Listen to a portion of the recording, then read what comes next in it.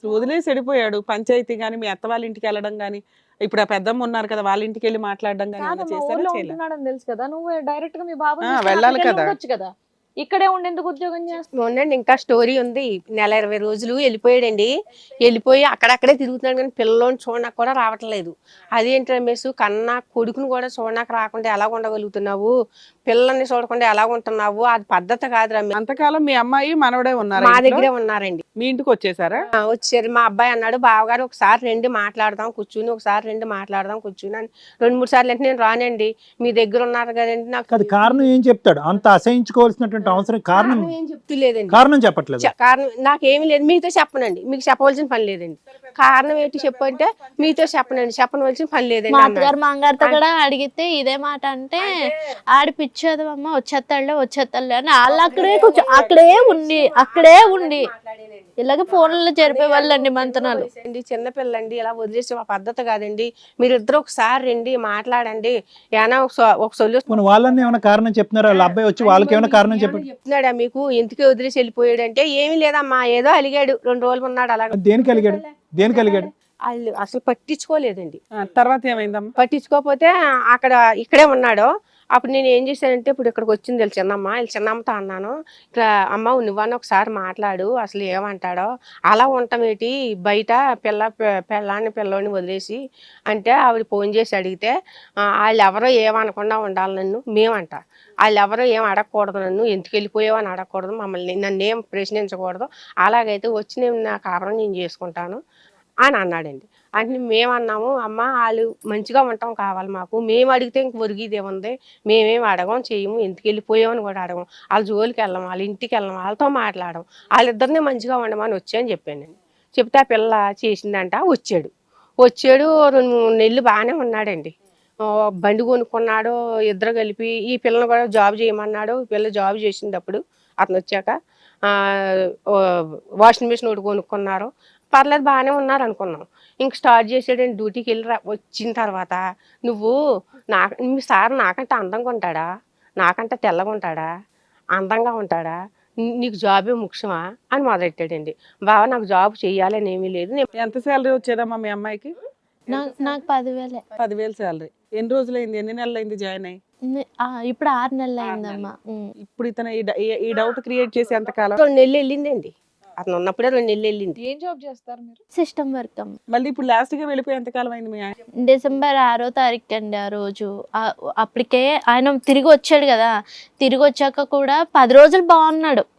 10 రోజులు బాగుండి మళ్ళీ గొడవలు మొదలెట్టాడు. అలాగే ఇన్నే డబ్బులు ఇచ్చారు, సెకండ్ టైం వెళ్ళిపోయేది నీ మీద అనుమానం.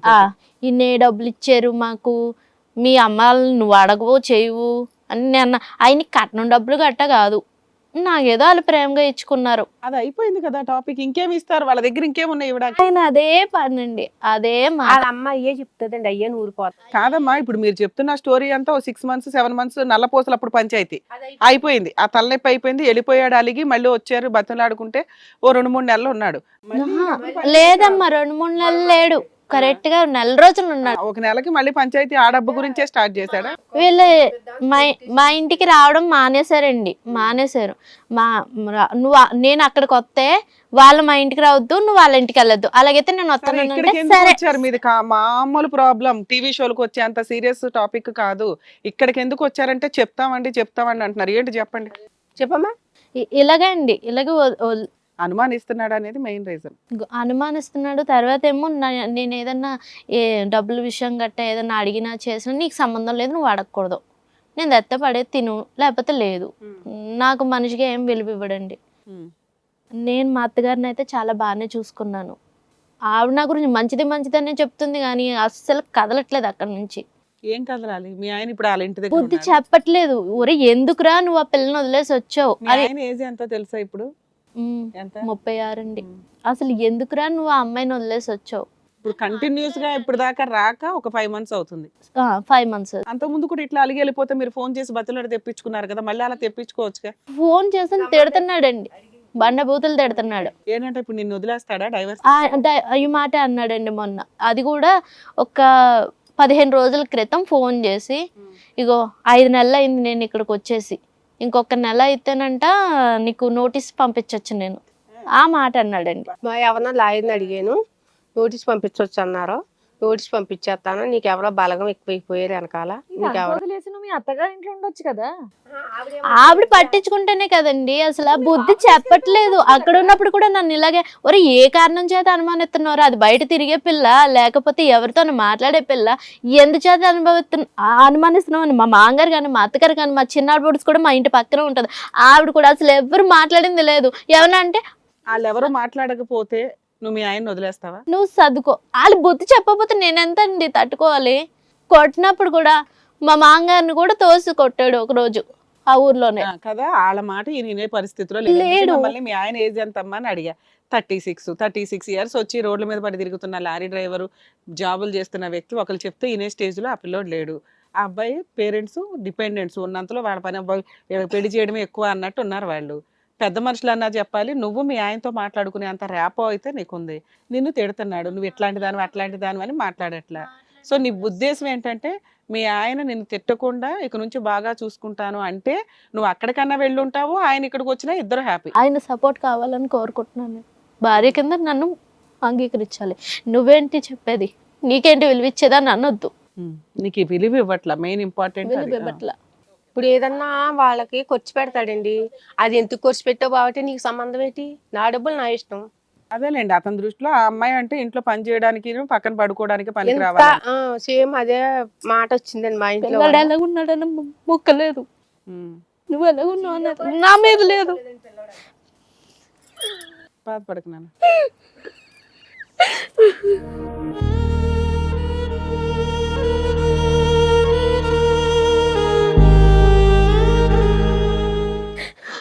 ఊర్లో కూడా అందరికీ ఏం చెప్తున్నాడు ఇప్పుడు వెళ్ళి, ఎందుకు వచ్చేసావు నువ్వు అంటే, ఆ పిల్ల మాట ఎందో, ఆ పిల్లకి పొగరు వచ్చింది. పొగరంటే గౌరవమే కదమ్మా. నీ కాళ్ళ మీద ఇప్పుడు 5 నెలల నుంచి భర్త లేకపోయినా కుటుంబాన్ని నడిపించుకుంటున్నావు, కొడుకుని పోషించుకుంటున్నావు, మరి అది గర్వంగానే ఉంటది కదా. ఆయన లేకపోయినా బతకగలిగేంత స్టేజ్ లో నువ్వు ఉన్నావు, సిగ్గుపడాలి మీ ఆయన.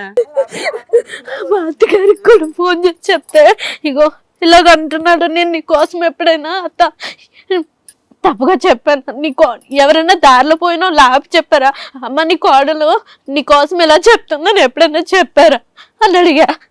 లేదే, నీకోసం అలా చెప్పడానికి ఎవరు సరిపోరని మా అత్తగారు అంది.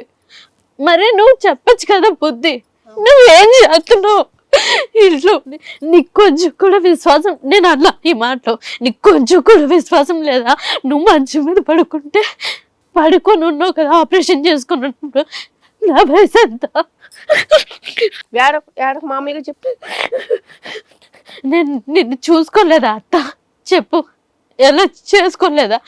నాకు వంటలు చేయడం రాకపోతే మంచం మీద పడుకొని చెప్పు, ఇలా వండు అలా చేయని చెప్పి, నీ గుర్తు రావట్లేదా? బాధపడుతున్నా. నాకు మీరు కొంచెం మీరు ధైర్యంగా చెప్పగలిగితే కాస్త మీ బాధ ఏంటనేది తెలుస్తుంది నాకు.